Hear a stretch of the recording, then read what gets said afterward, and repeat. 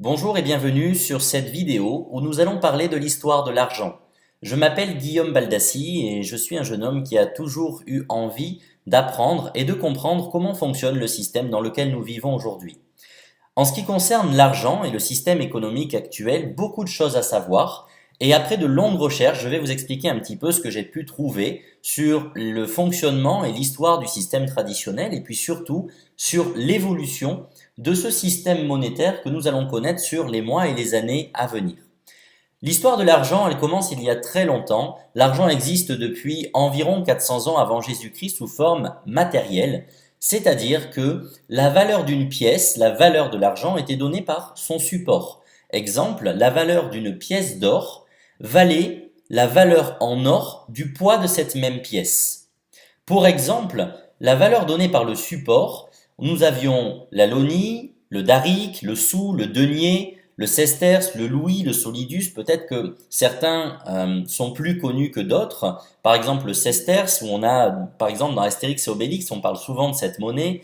Le denier ou le sou qui sont assez connus, et puis le fameux louis d'or qui est mondialement connu aujourd'hui puisque c'est une pièce de collection qui a beaucoup de valeur.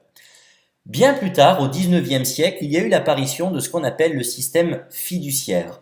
Le système fiduciaire, ça a tout simplement été l'impression de billets et de nouvelles pièces en vulgaire métal, donc des pièces de métal et des billets papier. L'objectif du système fiduciaire a simplement été d'augmenter la masse monétaire en circulation pour une raison très simple, c'est qu'il n'y avait plus suffisamment d'or pour frapper suffisamment de monnaie pour une utilisation quotidienne adapté à la masse puisque la population avait énormément augmenté.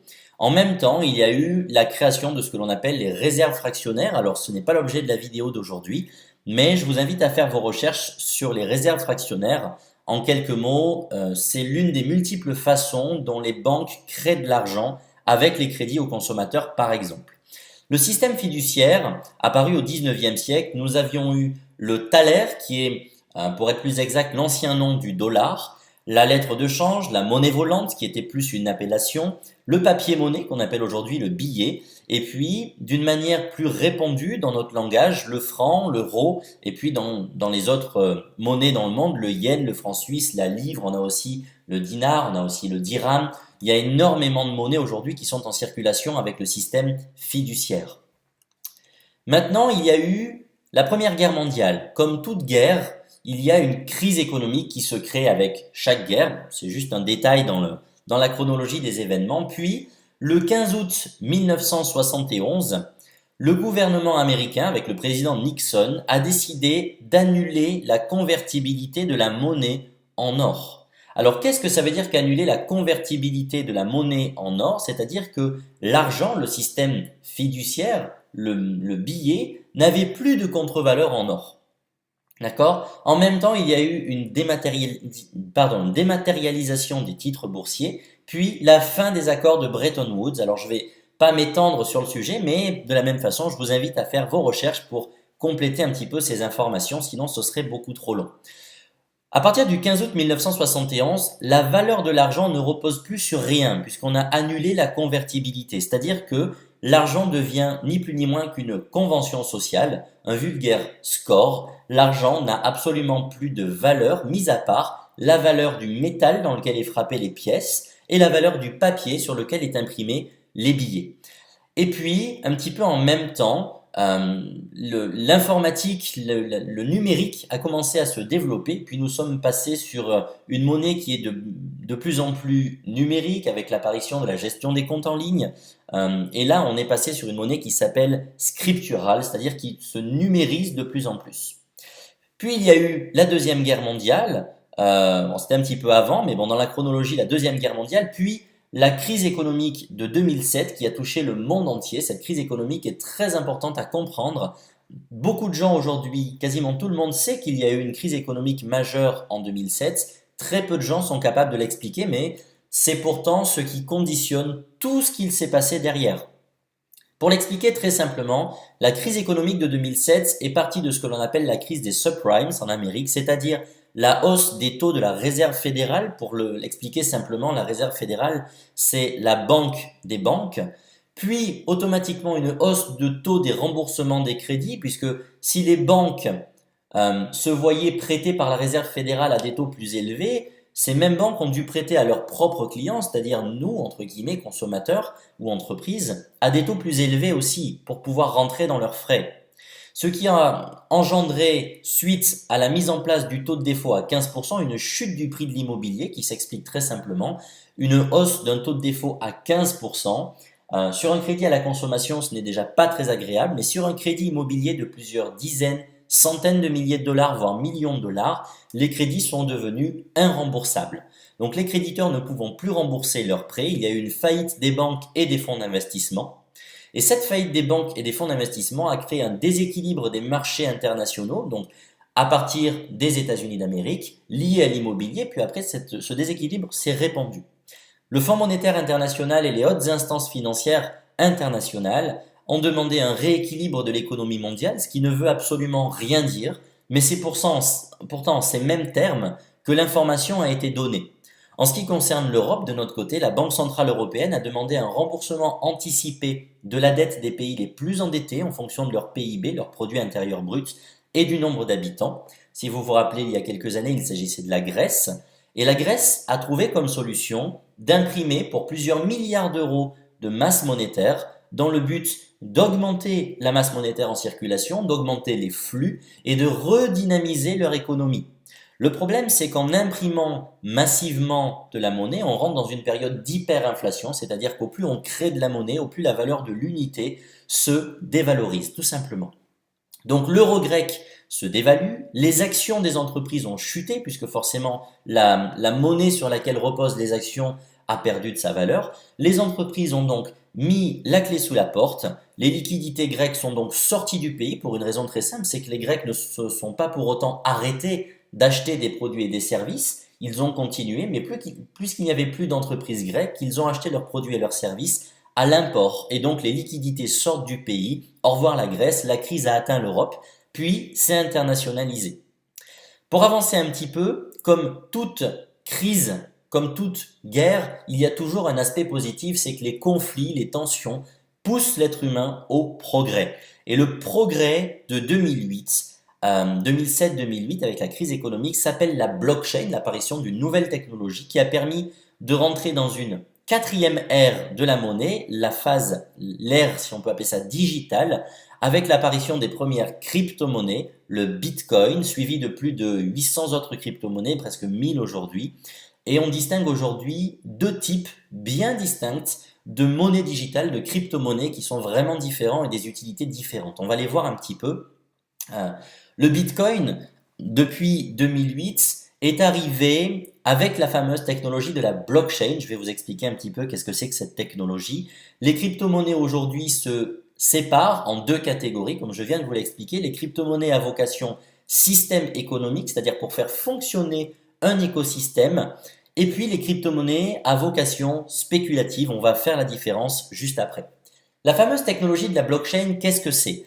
La blockchain, c'est une innovation technologique mondiale qui a révolutionné le domaine de la transmission et du stockage d'informations. On appelle aujourd'hui la blockchain l'Internet 2.0. C'est une technologie qui permet la suppression des intermédiaires, un gain de temps majeur, qui emmène un niveau de sécurité et de traçabilité inégalé à ce jour. Alors ça, pour vous l'expliquer simplement, blockchain, ça veut dire chaîne de blocs. Alors imaginez tout simplement une chaîne avec des maillons, où chaque maillon est en réalité un bloc de données, un bloc d'informations. Si l'on veut par exemple modifier une information, on ne peut pas ouvrir un maillon, sinon on casserait la chaîne. Par contre, on peut ajouter un maillon au bout de la chaîne avec une nouvelle information mise à jour, ce qui permet de garder l'historique complet, la traçabilité des anciennes informations. Voilà comment fonctionne la blockchain aujourd'hui. C'est une technologie qui peut s'utiliser dans absolument tous les domaines. La technologie de la blockchain est utilisée aujourd'hui sur environ 93% des banques, par plus de 70% des assurances, par la grande majorité des multinationales, par beaucoup d'instances gouvernementales, des entreprises auxquelles on achète de multiples produits et services au quotidien, fonctionne avec la technologie de la blockchain. L'avenir de la blockchain permettra par exemple de faire en sorte qu'une vente immobilière puisse se passer d'acte notarial, puisqu'on a une validation, une certification par les masses, la blockchain étant utilisée non pas par une instance mais par une communauté. Deuxièmement, la blockchain aujourd'hui, c'est une technologie qui est de plus en plus étudiée par le domaine de l'automobile, puisque ça permettrait de se passer de carnet d'entretien et d'assurer une garantie. Je m'explique, un véhicule qui est vendu avec la technologie blockchain, il ne pourrait pas y avoir de fraude au kilométrage, de fraude à l'entretien, de fraude aux révisions, ce qui permettrait d'avoir un produit beaucoup plus sûr, beaucoup plus sécurisant, des assurances qui fonctionneraient beaucoup mieux, et puis surtout un produit, en l'occurrence le véhicule, qui pourrait se vendre beaucoup plus cher. Pour l'expliquer un petit peu, voilà le système traditionnel qu'on appelle un système centralisé. Si vous êtes l'un des petits points et que je suis un autre des petits points, admettons que je veuille vous faire un virement bancaire, il faut que je passe par ma banque passe par votre banque et votre banque vous fait le virement. Si on fonctionne avec un système de blockchain, un système peer-to-peer, ça permettrait que je puisse vous faire un virement sans intermédiaire, sans passer par des banques, sans frais par exemple, sans perte de temps. C'est quelque chose qui est immédiat et qui va être contrôlé, sécurisé, attesté par le phénomène de masse puisque la communauté va utiliser la blockchain. Cette blockchain a donné le jour à une nouvelle façon de fonctionner au niveau de l'argent, d'accord, une nouvelle ère économique qui s'appelle les crypto-monnaies.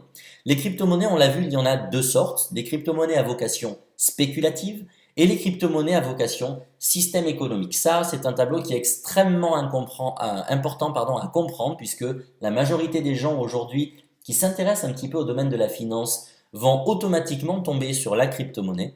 Et il est important de comprendre comment ce système se dédouble, ce qui n'est absolument pas le cas du système fiduciaire ou scriptural actuel. Un exemple de crypto-monnaie spéculative, il y a le Bitcoin, l'Ethereum, le Litecoin, le Ripple, le Dash, il y a également le Dogecoin, le Monero, il y en a plein aujourd'hui. La quasi-totalité des crypto-monnaies actuelles sont des produits de spéculation. D'accord, presque 99,8% des crypto-monnaies sont des produits de spéculation aujourd'hui. Les crypto-monnaies à vocation système économique, il y a aujourd'hui le OneCoin, qui est une crypto-monnaie qui est de plus en plus connue et qui a fait ses preuves, mais il y a aussi d'autres crypto-monnaies qui sont en cours de développement aujourd'hui, de nombreux projets qui arrivent. Bien évidemment, le OneCoin ne sera pas la seule crypto-monnaie à vocation système économique, il y en aura beaucoup d'autres. Maintenant, ce qui est important à comprendre, c'est la différence de fonctionnement entre ces différentes crypto-monnaies.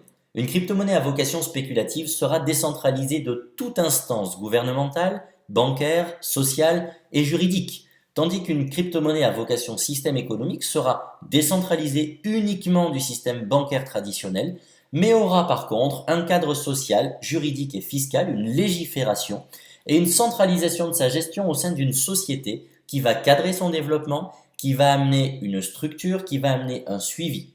D'accord? Ça, c'est une chose qui est extrêmement importante pour l'utilisation d'un système.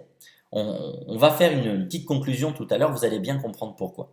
Une crypto-monnaie à vocation spéculative est presque systématiquement cotée en bourse et sa valeur varie en fonction de l'offre et de la demande, donc très spéculative et très volatile.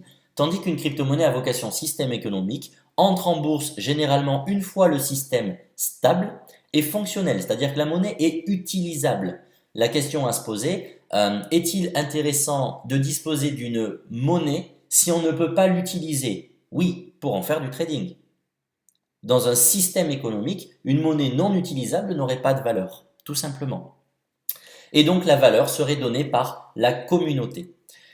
Un point encore, avec une crypto-monnaie à vocation spéculative, les transactions sont anonymes, inidentifiables et intraçables. Je vais vous prendre un petit exemple. Il y a quelques mois, on a entendu parler, ça a été très médiatisé, de cyberattaques, des piratages informatiques qui ont touché de grandes multinationales. Les rançons de ces cyberattaques ont été demandées en Bitcoin.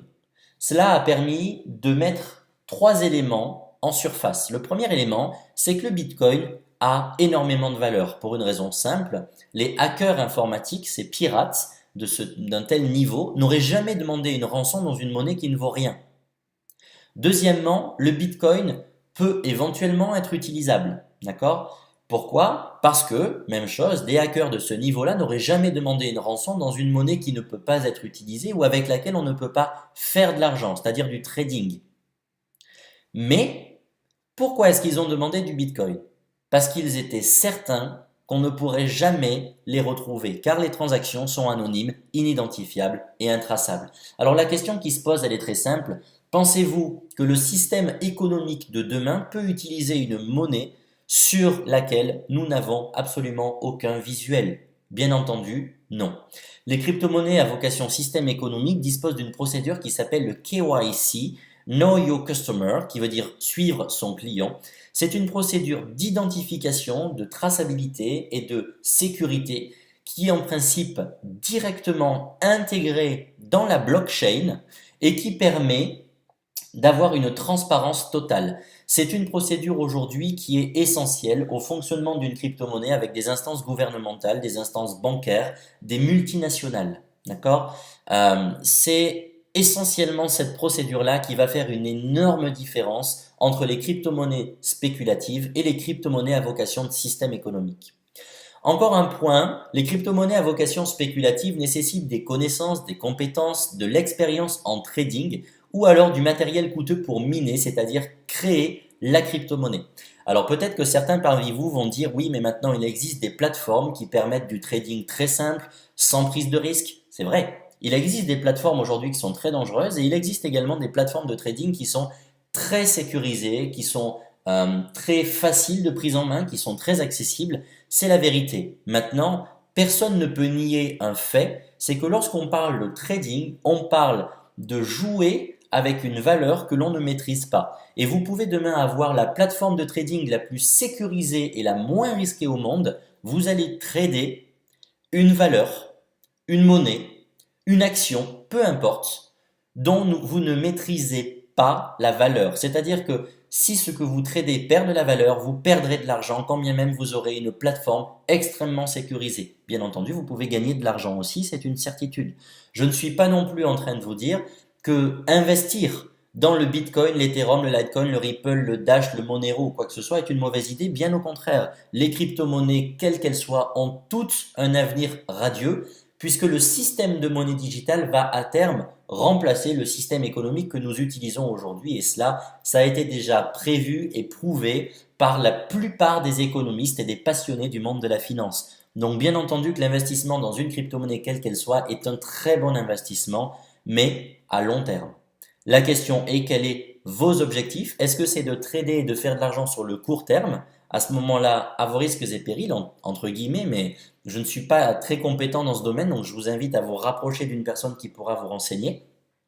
Et si vous voulez une crypto-monnaie à vocation système économique avec une augmentation du pouvoir d'achat qui est notable dans l'immédiat, avec une sécurité, avec un avenir radieux sur l'utilisation, c'est-à-dire tous les jours pouvoir se servir de votre crypto-monnaie pour aller acheter des produits et des services du quotidien, ça existe déjà.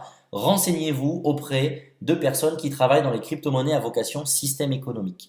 Donc, pour renvoyer l'équivalent de l'autre côté, une crypto-monnaie à vocation système économique est dotée généralement d'un écosystème économique et éducatif qui offre de multiples opportunités, c'est-à-dire détenir un portefeuille, un développement possible, une utilisation, des partenariats, du marketing relationnel, le MLM, multilevel marketing, du caritatif, des technologies. Il y a une multitude de vecteurs de développement possibles avec ces crypto-monnaies puisque nous ne parlons pas d'une monnaie, mais nous parlons d'un système économique qui est donc composé d'une multitude de facettes.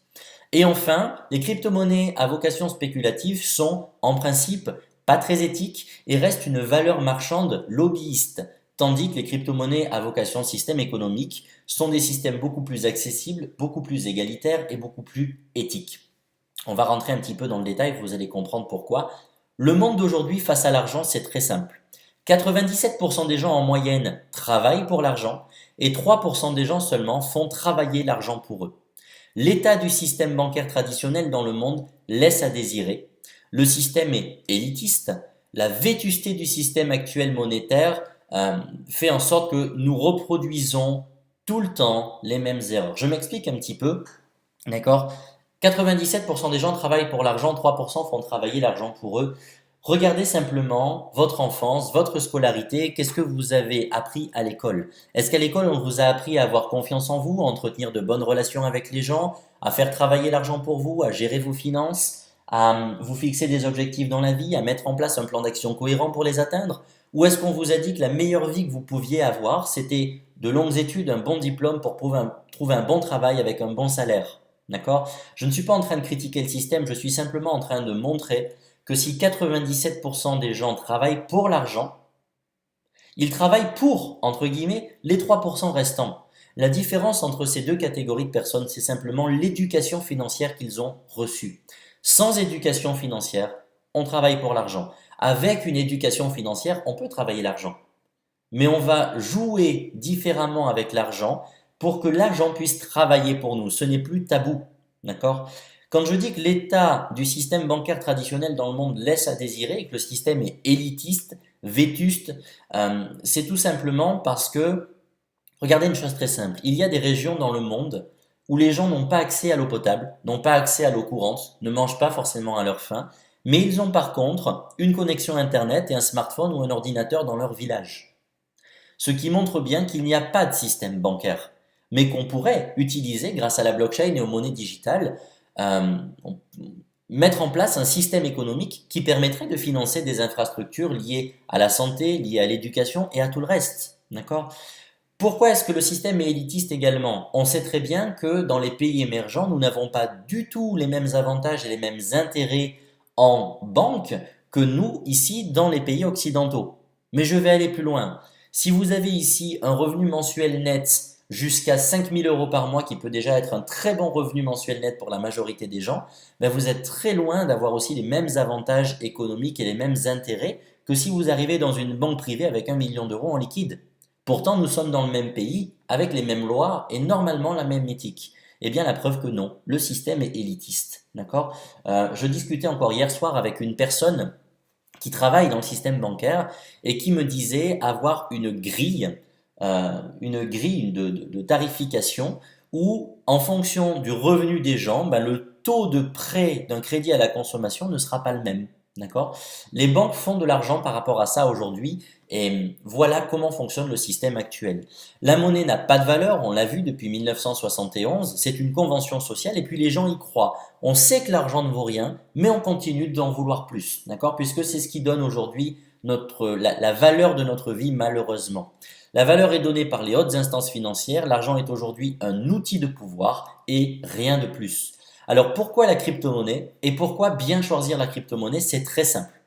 La crypto-monnaie utilisée demain comme système économique, je ne parle plus de spéculation, je parle vraiment d'une utilisation d'un système économique, devra automatiquement, obligatoirement répondre à des critères très précis. Éduquer les utilisateurs à une meilleure vision de la finance. Pourquoi? Parce que si on met en place un nouveau système et que les gens n'ont pas d'éducation financière, on va à nouveau reproduire les mêmes schémas mentaux et donc reproduire les mêmes erreurs. Proposer un nouveau système économique accessible, égalitaire et éthique. La valeur de l'unité d'une crypto-monnaie sera la même partout dans le monde, quels que soient les pays, les classes sociales, les régions. D'accord? La monnaie sera égalitaire. Et puisque l'on fonctionne avec une blockchain, il n'y aura plus de contraintes, il n'y aura plus d'obligations à respecter et donc la monnaie deviendra accessible et égalitaire et éthique dans le sens où personne n'aura plus d'avantages ou d'intérêts que d'autres en utilisant cette même monnaie. Donner accès à un système bancaire à toutes les classes sociales de partout, on vient d'en parler, proposer de nouveaux moyens de paiement digitaux et de meilleurs outils aux entreprises avec un écosystème novateur, mais qui a déjà fait ses preuves, puisque l'on sait aujourd'hui que la crypto-monnaie fonctionne depuis en moyenne 2009-2010, qu'elle prend de la valeur, que le système fonctionne, et qu'on peut aujourd'hui se servir de la crypto-monnaie pour payer toutes sortes de produits et de services au quotidien, en utilisant bien entendu une crypto-monnaie qui a une procédure de KYC, un cadre social, juridique et fiscal, et qui est légiférée, bien entendu. Apporter aux entreprises et aux particuliers une monnaie stable, sécurisée, traçable, structurée, légiférée et lui donner une utilité dans le monde réel. Je pense qu'on en a suffisamment parlé aussi. Créer une communauté qui donnera la valeur à sa monnaie, valeur donnée par la communauté, pas forcément par l'offre et la demande et certainement pas par les hautes instances financières ou les lobbies. Et créer un outil de confiance pour les échanges et redonner à l'argent ses lettres de noblesse, c'est-à-dire un moyen d'échange et non plus un outil de pouvoir. Et ça, c'est quelque chose qui est très important. Donc l'histoire de l'argent, je pense qu'on a fait un petit peu le tour. Je pense que vous avez vu vers quoi se dirige le système économique. Qu'on le veuille ou non, peu importe, le système de crypto-monnaie remplacera à terme le système fiduciaire que nous utilisons actuellement. C'est une certitude. Je vous invite à faire vos recherches. Maintenant que on a vu un petit peu ce vers quoi se dirige le système, il est important d'en comprendre le fonctionnement. Et puis, moi, si je peux vous donner un conseil personnel, c'est d'anticiper, de ne pas vous laisser mener en bateau, entre guillemets, par les banques et de faire des choix aujourd'hui qui vous permettront d'assurer une stabilité financière plus tard, d'accord? En étudiant ce vers quoi se dirige le système, en regardant quels sont vos objectifs à court terme, moyen terme, long terme. Est-ce qu'on est plus sur du trading? Est-ce qu'on est plus sur un système éducatif ou sur un système d'utilisation? Et puis, éventuellement, de faire un choix, peu importe à quelle hauteur, pour pouvoir mettre un pied dans le monde économique de demain. Donc, l'histoire d'argent n'a pas fini de s'écrire. Je vous remercie en tout cas pour votre attention. N'hésitez pas à partager cette vidéo si elle a pu vous parler et si elle a pu vous donner de l'information. Je vous souhaite en tout cas une excellente continuation.